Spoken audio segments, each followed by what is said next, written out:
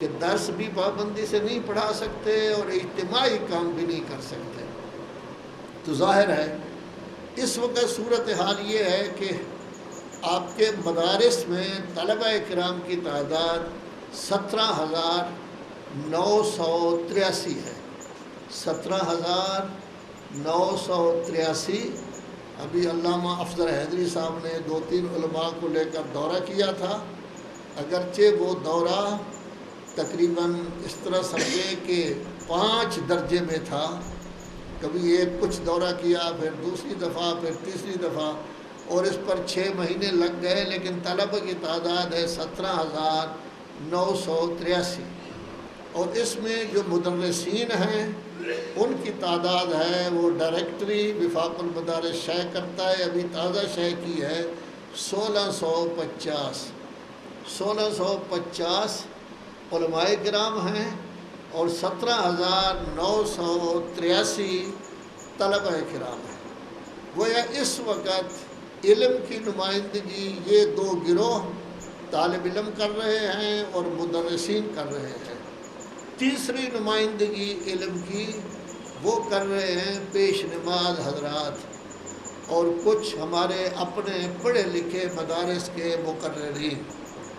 لیکن حضرات محترم، حقیقتاً دیکھا جائے سب سے زیادہ ذمہ داری 2 گروہوں کی ہے، اور قیامت کے دن ہم سے سوال کیا جائے گا۔ ایک ہیں جن کا درجہ سب سے بڑا ہے، وہ ہیں پیش نماز حضرات، جن کو کہا جاتا ہے امام جماعت۔ کسی پیش نماز نے استاد العلماء مولانا محمد یار شاہ صاحب قبلہ کی خدمت میں عرض کی کہ لوگ ہماری عزت نہیں کرتے، تو انہوں نے فرمایا جب آپ چلتے ہیں تو لوگ آپ کے پیچھے پیچھے چلتے ہیں، آپ جب جوتا اتارنا چاہیں تو لوگ آپ کے جوتے پکڑ کر ایک طرف رکھتے ہیں، پھر جب آپ باہر آئیں تو آپ کی خدمت میں جوتا اٹھا کر پیش کرتے ہیں، خواہ کوئی وزیر ہو، قومی اسمبلی کا ممبر ہو۔ پھر جب آپ نماز پڑھا رہے ہوتے ہیں تو جہاں آپ کا پاؤں ہوتا ہے وہاں بڑے بڑے لوگوں کے سر ہوتے ہیں، تو فرمانے لگے یہ عزت نہیں تو آپ کو آگ لگائیں کیا کریں۔ تو سب سے زیادہ عزت تو پیش نمازوں کی ہے۔ جب سب سے زیادہ عزت پیش نمازوں کی ہے تو سب سے زیادہ ذمہ داری بھی پیش نمازوں کی ہے۔ دوسرے نمبر پر ہیں مدرسین، استاد، معلم، معلمات، جنہوں نے طلبہ کرام اور طالبات کی تربیت کرنی ہے۔ خود پیش نماز حضرات اور مدرسین حضرات دونوں کی نمائندگی یہاں موجود ہے۔ خدا را ہم تھوڑا سا فکر کریں، غور کریں، سوچیں، 1 سیکنڈ یا 1 منٹ، آدھا منٹ سوچ لیں کہ آیا میں بحیثیت پیش نماز اپنی ذمہ داری پوری کر رہا ہوں؟ میں بحیثیت مدرس اپنی ذمہ داری پوری کر رہا ہوں؟ تو پنجابی میں کہتے ہیں ٹاواں ٹاواں افراد ملیں گے جو ذمہ داری پوری کر رہے ہیں، اکثریت نہیں کر رہی۔ پیش نماز گنگا ہے، وہی معنی کہ مومنین جس طرح چاہیں اس کو چلائیں۔ پرانے زمانے میں اذان شروع ہوتی تھی اللہ اکبر سے، اب کئی صورتیں پہلے پڑھی جاتی ہے۔ پرانے زمانے سے نہیں، آج تک اقامت شروع ہو رہی تھی اللہ اکبر سے، اب نیا شروع ہو گیا ہے ان اللہ و ملائکتہ، اقامت سے پہلے ساتھ شروع ہو گیا ہے جی اعوذ باللہ من الشیطان، بھولا بادشاہ اللہ سے جو چیز شروع ہو رہی ہے اللہ اکبر، اس سے پہلے کچھ لگانے کی کیا ضرورت ہے؟ لیکن مولوی صاحبان خاموش، بالکل گنگ، بولیں گے نہیں۔ نتیجہ یہ ہے کہ بس تبدیلیاں شروع ہو رہی ہیں، اور یہ تبدیلیاں بعد میں انسان کے لیے نقصان دہ ہوں گی۔ اس کی اصل وجہ کیا ہے کہ مولوی بولتا نہیں، بس چھوڑے دی، عوام خام خواہ ناراض ہو جاتے ہیں۔ یہی حال مدرسین کا ہے کہ مدرسین بھی اپنی جگہ پر کام کر رہے ہیں، لیکن جب تربیت کا انداز ہو، ٹاواں ٹاواں لوگ ہوں گے جو تربیت کریں گے، مگر نہ باقی تربیت کی طرف نہیں آتے۔ اس پھڈے میں کیوں ہاتھ ڈالیں، لوگوں کو خام خواہ کیوں ناراض کریں؟ اس کے لیے ایک حدیث انشاءاللہ آخر میں پیش کروں گا۔ آپ پیش نماز حضرات عالم بن چکے، ہم مدرسین حضرات ہم بھی ماشاءاللہ علماء بن چکے۔ ہمارا نصاب کیا ہے، ہمارا سلیبس کیا ہے، ہمارا علم کہاں سے آیا ہے؟ ظاہر ہے کہ ہر مسلم یہ سمجھتا ہے، خواہ وہ سنی ہو یا شیعہ ہو، کہ اس کا علم جو ہے وہ رسول اعظم صلی اللہ علیہ وآلہ وسلم سے آیا ہے۔ اللہ تبارک و تعالیٰ نے ہر نبی کو اپنے زمانہ میں معلم بنایا، لیکن علم کی اہمیت آخری نبی کے زمانہ میں بیان کی گئی۔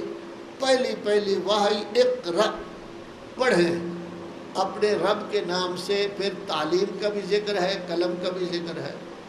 دوسری صورت میں کہا گیا قسم ہے دوات کی، قسم ہے قلم کی، قسم ہے سطروں کی، لکھنے پڑھنے میں جن جن چیزوں کی ضرورت ہوتی ہے وہ ساری کی ساری چیزیں آ گئی۔ تو معلم انسانیت ہیں رسول اعظم صلی اللہ علیہ وآلہ وسلم۔ ان کو اللہ نے سلیبس کون سا دیا ہے؟ اس کے لیے 3 آیتیں میں نے آپ کی خدمت میں ذکر کی تھیں، جن تینوں کا مضمون ایک ہی ہے۔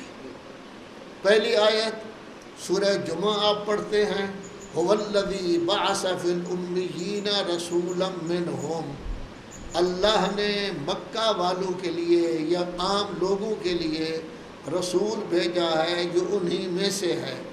کرتا کیا ہے رسول اللہ کا کام؟ کیا ہوگا؟ یتلو علیہم آیات، اللہ کی آیات کی تلاوت۔ جب آیات پڑھیں گے تو سننے والے ہیں عرب، وہ کچھ نہ کچھ مطلب سمجھیں گے، اس مطلب کی وجہ سے وَيُزَكِّيهِمْ، ان کی پاکیزگی نفس کچھ نہ کچھ ہو جائے گی۔ تیسرا کام کیا کرنا ہے؟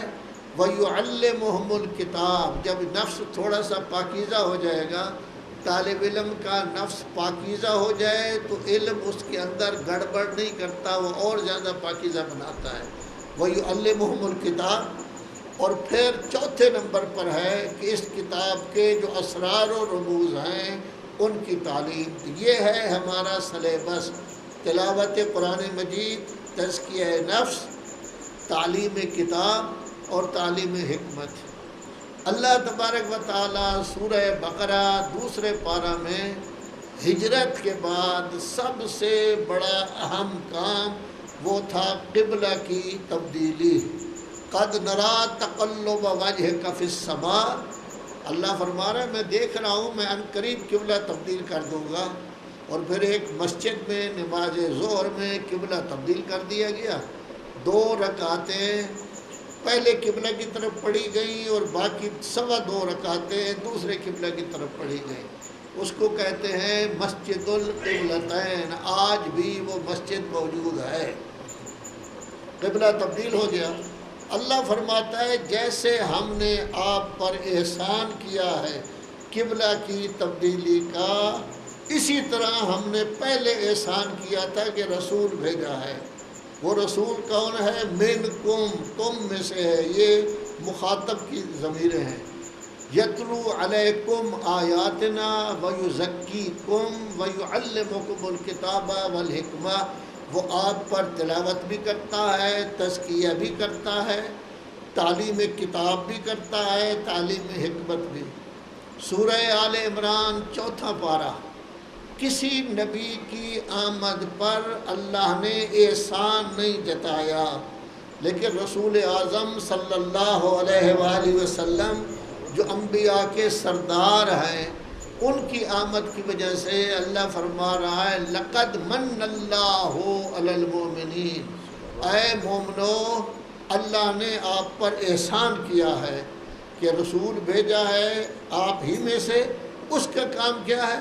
یتلو علیہم آیاتہ ویزکیہم ویعلمہم الکتاب والحکمہ وَإِن كَانُوا مِن قَبْلُ لَفِي ضَلَالٍ مُبِينٍ۔ کہ اس کا کام کیا ہے؟ تلاوت قرآن، تزکیہ نفس، تعلیم کتاب اور پھر تعلیم حکمت۔ تو ہمارا سلیبس کیا ہے؟ تلاوت قرآن، سمجھیں گے تو تزکیہ نفس، پھر پورے قرآن کے مطالب مفاہیم کا ادراک، پھر اتنا ادراک ہو جائے گا کہ اسرار و رموز بھی سمجھ جائیں گے۔ یہ تھا ہمارا سلیبس۔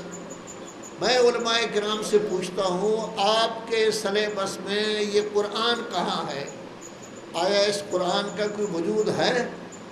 آپ کے سلیبس میں قرآن مجید کی طرف توجہ ہے؟ پھر دیکھیں، صرف خالی قرآن پڑھنا اللہ نہیں چاہتا۔ قرآن مجید ثواب کی کتاب نہیں ہے کہ فقط ہماری آنکھوں کو ثواب ہوتا رہے، ہمارے ہاتھ کو ثواب ہوتا رہے، ہمارے گھٹنے کو ثواب ہوتا رہے، ہماری زبان کو ثواب ہوتا رہے۔ مردہ ہو جائے تو اس وقت ہم تلاوت کریں مردے کے لیے، دلہا جا رہا ہو اس کو نیچے سے گزاریں، کوئی یورپ جا رہا ہو نیچے سے گزاریں۔ قرآن اس کے لیے نہیں آیا۔ قرآن تو آیا ہے پڑھیں، سمجھیں اور اس کے مطابق عمل کریں۔ کیا ہمارے مدارس میں اس کا رواج ہے؟ وفاق المدارس نے کمیٹی بنائی تھی، نصاب کمیٹی، جس کے سربراہ حجت الاسلام مولانا محمد تقی نقوی ہیں۔ انہوں نے کئی میٹنگیں کی، آخری میٹنگ ان کی جامعۃ الکوثر میں ہوئی، جس میں برادر معظم مولانا محسن علی نجفی بھی موجود تھے۔ تو انہوں نے کیا کام کیا؟ تجویز دی کہ جو بھی نصاب آپ نے بنایا ہے ٹھیک ہے، لیکن پہلے سال یعنی نامیر صرف میر سے لے کر مقاصد تک ہر سال ہر دن باقاعدہ پڑھائی میں قرآن مجید بھی ہونا چاہیے، عقائد بھی ہونے چاہیے، اخلاق بھی ہونے چاہیے اور حدیث بھی ہونی چاہیے۔ کتنی چیزیں ہونی چاہیے؟ 4، قرآن و حدیث، اور اس قرآن و حدیث سے اخلاق و عقائد۔ اگر اخلاق و عقائد ہم پڑھاتے، اگر قرآن مجید ہم پڑھاتے، اگر حدیث ہم پڑھاتے، تو آج یہ خرافات نہ ہوتی کہ 14 خدا ہیں، 12 خدا ہیں، 5 خدا ہیں، تفویض ہو گئی، مفوضہ ہو گیا۔ اس سب کے ذمہ دار ہم لوگ ہیں۔ نہ ہم نے طلبہ کو پڑھایا ہے، نہ علماء کرام نے جو پیش نماز ہیں، جن کے پاؤں کے سامنے لوگ اپنا سر رکھتے ہیں، نہ انہوں نے ترجمہ قرآن کا تذکرہ کیا ہے۔ وہ صرف کہتے ہیں بچوں کو ہم نے قرآن مجید پڑھا دیا، اس کا نتیجہ کیا ہے؟ ہم نے اپنی ذمہ داری پوری نہیں کی۔ جب ہم نے اپنی ذمہ داری پوری نہیں کی تو یا اللہ، جب ہم نے اپنی ذمہ داری پوری نہیں کی تو اس کی جواب دہی بھی تو ہوگی، پوچھنے والا تو ہوگا۔ اللہ نے تو بڑی عزت دی ہے ہمیں کہ جہاں ہمارے پاؤں ہوتے ہیں لوگ سر رکھتے ہیں۔ اللہ نے عزت دی ہے علماء کرام کو، علماء ورثۃ الانبیاء ہیں۔ اللہ نے عزت دی ہے علماء کرام کو کہ ان کا علماء کرام کی سیاہی افضل ہے خون شہداء سے۔ اللہ نے تو اتنا بڑا بنا دیا، لیکن ہم قرآن سے ایک طرف ہو گئے، حدیث سے ایک طرف ہو گئے۔ میں آپ سے پوچھتا ہوں اپنے سمیت کہ 40,195 احادیث ہیں کافی میں، استبصار میں، ملا یعذر الفقی میں، تہذیب الاحکام میں 329 ہجری کلینی فوت ہوئے، 381 شیخ صدوق فوت ہوئے، 460 شیخ الطائفہ فوت ہوئے۔ آیا ہم ان 40,195 میں سے کچھ 400 حدیثیں بھی پڑھتے ہیں؟ چلو باقی 195 وہی پڑھیں، 40 کو چھوڑ دیں، 40,000 کو یہ بھی نہیں ہے۔ کیا واقعاً ہم قرآن مجید کا ترجمہ پڑھاتے ہیں؟ کیا واقعاً مدارس میں قرآن مجید کا ترجمہ باقاعدہ پڑھایا جاتا ہے؟ کتنے افسوس کا مقام ہے کہ آج قرآن مجید کو علماء کرام، بڑی بڑی شخصیتیں، بڑے بڑے امامے، ابا کبا اتنی اہمیت بھی نہیں دیتے جتنی صرف میر نامیر کو دی جاتی ہے۔ قرآن مجید کو اتنی اہمیت نہیں دیتے جتنا آپ کے اور میرے بچے انگلش میڈیم میں جائیں تو پہلے قاعدہ کو دی جاتی ہے، اردو میڈیم میں جائیں تو الف عام بے بلی کو جتنی اہمیت دی جاتی ہے اتنا قرآن مجید کو اہمیت نہیں ہے۔ جب آدمی قاعدہ پڑھتا ہے تو ایک ایک لفظ کی تشریح کی جاتی ہے، اس کی نشاندہی کی جاتی ہے، سمجھایا جاتا ہے کہ یہ کیا ہے، لیکن کہتے ہیں نہیں قرآن کے سمجھانے کی ضرورت نہیں۔ تو جب قرآن ہی کو ہم رواج نہیں دے سکے تو کیا پھر دین ٹھیک ہوگا؟ کیا عوام ہمارے ٹھیک رہیں گے؟ مولانا اظہر حسن زیدی ٹھیک فرمایا کرتے تھے، ہمارے عوام اچھے ہیں، ہم نے انہیں سمجھایا ہے صرف ماتم، اگر ہم کہہ دیتے نماز تو وہ نماز بھی پڑھتے، یہی حال ہمارا ہے۔ اگر ہم نے سمجھایا ہی نہیں ان کو، قرآن ہی نہیں سمجھایا، نماز ہی نہیں سمجھائی، باقی چیزیں بھی نہیں سمجھائی، تو ظاہر ہے کہ جب ہم نے سمجھایا نہیں تو وہ کیسے پڑھ جائیں گے بغیر پڑھے کے؟ ہم نے تو 10 12 سال پڑھا ہے، تب یہ حالت ہوئی ہے ہماری، اگر ہم نہیں سمجھا سکے تو کیا ہوگا؟ آخر میں ایک حدیث جو عام طور پر آپ پڑھتے رہتے ہیں، انی تارکون فیکم الثقلین، کتاب اللہ ہے و عطرتی اہل بیتی، اس میں کیا کہا گیا ہے؟ ما ان تمسکتم بہما لن تضلوا بعدی۔ آپ علماء کرام ہیں، ترجمہ کی ضرورت تو نہیں، لیکن تمسک کا مطلب ہوتا ہے اتنا مضبوطی سے تھامنا کہ اگر وہ آگے آگے چلے تو آپ ساتھ گھسیٹتے جائیں، اتنا تمسک ہونا چاہیے قرآن و حدیث سے۔ اور کہا گیا ہے لن یفترقا، یہ دونوں جدا نہیں ہوں گے حتیٰ کہ حوض کوثر پر آئیں۔ ہم خوش ہو جاتے ہیں کہ کچھ لوگ آ رہے ہوں گے، رسول اللہ کہیں گے ان کو لے آؤ، کہا جائے گا یا رسول اللہ پتہ نہیں انہوں نے آپ کے پیچھے کیا کچھ کیا تھا، وہ بھی خاموش ہو جائیں گے، گارڈ جو فرشتے ہوں گے ان کو نہیں آنے دیں گے، ہم نعرہ لگا دیتے ہیں۔ لیکن پوچھا تو ہم سے بھی جائے گا، آپ سے بھی پوچھا جائے گا، مجھ سے بھی پوچھا جائے گا، یہ علماء بزرگ جو تشریف فرما ہیں ان سے بھی پوچھا جائے گا، جنہوں نے آج آپ کو دعوت دی ہے ان سے بھی پوچھا جائے گا کہ قرآن و حدیث کے ساتھ تمسک کیا تھا۔ اگر ہم ترجمہ قرآن ہی نہیں پڑھ سکے تو کیا مصیبت، تمسک کیا کریں گے؟ اگر ہم حدیث پڑھے ہی نہیں، 40,195 حدیثوں کو بند کر کے رکھ دیا ہے تو پھر تمسک کیسا ہوگا؟ علماء کرام، پیش نماز حضرات، مدرسین، ہمیں سوچنا چاہیے ہم کہاں جا رہے ہیں، کس طرف ہم جا رہے ہیں، ہمارا منہ کس طرف ہے۔ پورے 4,40,00,000 میں سے چنے ہوئے آپ ہیں، منتخب آپ ہیں، پسندیدہ اللہ کی راہ میں آپ ہیں، آپ کے پاؤں کے پیچھے وہ لوگ بیچارے اپنا سر بچھا رہے ہیں، یہ ان کی شرافت ہے، لیکن آپ نے ان کو سمجھایا ہے؟ قرآن مجید کا ترجمہ بچوں کو پڑھایا ہے؟ جہاں جہاں قرآن مجید پڑھا رہے ہیں کیا بچوں کو ترجمہ بھی پڑھا رہے ہیں؟ جب نہیں پڑھا رہے تو ظاہر ہے کہ پھر تربیت تو نہیں ہوگی۔ کیا خالی قرآن پڑھنے سے لک لک ہے لسانی ہوگا؟ اگر یہ سمجھتے نہیں یا کوئی تربیت بھی ہوگی، تربیت تو نہیں ہوگی۔ آخر میں ذکر کروں گا ہمارے چھٹے امام حضرت امام جعفر صادق علیہ السلام، معلم انسانیت رسول اعظم صلی اللہ علیہ وآلہ وسلم ہیں، لیکن اس وقت ابتدائی دور تھا، وہ صفحہ بنا ہوا تھا جس میں کچھ لوگ پڑھا کرتے تھے صحابہ کرام۔ یونیورسٹی بنی ہے امام جعفر صادق علیہ السلام کے زمانہ سے، آپ کے مذہب کو مذہب جعفری کہا جاتا ہے۔ یہ سسٹم سارے کا سارا خمس کا یہ رسول اللہ کی طرف سے امام جعفر صادق علیہ السلام نے ہمیں دیا ہے، یہ سارے کا سسٹم وہی سے چل رہا ہے۔ امام جعفر صادق علیہ السلام فرماتے ہیں، یہ بھی کافی کی حدیث ہے، ایک زمانہ ایسا ہوگا کہ لوگوں کو صحیح بات سمجھانے کی ضرورت ہوگی، صحیح تربیت کرنے کی ضرورت ہوگی، تاکہ عورتوں میں بھی شرم و حیا ہو، مرد بھی اچھے طرح چلیں، لوگوں کی تربیت ہو جائے، اصلاح ہو جائے۔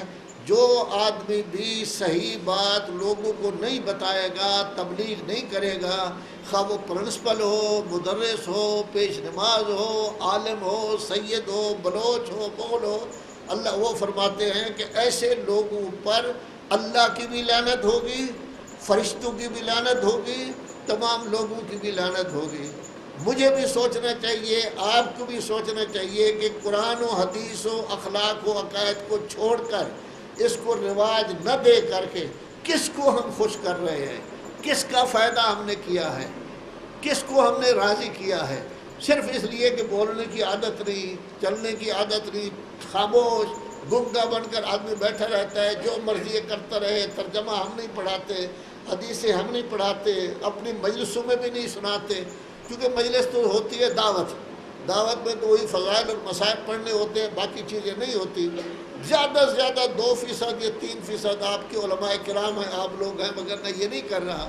تو جب قوم کی تربیت نہیں ہوگی، 4,40,00,000 شیعوں کی آپ تربیت نہیں کریں گے تو قیامت کے دن جیسے وہ لوگ پکڑے جائیں گے، اسی طرح ہم لوگ بھی پکڑے جائیں گے کہ آپ نے تربیت کیوں نہیں کی۔ خدا بھلا کرے برادر معظم، مولانا شیخ محسن علی نجفی کا کہ انہوں نے یہ مسئلہ اٹھایا تھا توحید کا۔ کتنی بری بات ہے کہ پاکستان جیسے ملک میں آپ جیسے علماء کی موجودگی میں کوئی 14 خدا کہتا ہے، کوئی 12 خدا کہتا ہے، کوئی کچھ کہتا ہے، ہم آنکھیں بند کر کے ایک طرف بیٹھے ہوئے ہیں، ایک کونے میں بیٹھے ہوئے ہیں، ہمیں پرواہ ہی نہیں۔ انہوں نے اس کام کو شروع کیا، بشارت عظمیٰ کے اجلاس ہوئے، اس کا نتیجہ یہ ہوا بقول آیت اللہ آغا سیستانی صاحب کے کہ پورا محرم گزرا ہے، کسی ایک جگہ بھی 4 خدا یا 5 خدا نہیں کہے گئے۔ یہ بشارت عظمیٰ کے اجلاس کی وجہ سے تھا۔ تو وہ کام شروع کیا ہے تو اس کا اثر ہے۔ کیا آپ بھی توجہ کریں گے، قرآن مجید کو رواج دیں گے، اپنی مساجد میں قرآن مجید کو ترجمہ لوگوں کو سنائیں گے، اپنے مدارس میں باقاعدہ پڑھائیں گے؟ اگر پڑھایا تو ماشاءاللہ آپ کا درجہ ایسا ہے کہ آپ بن جائیں گے انبیاء کی طرح خدائی نمائندے۔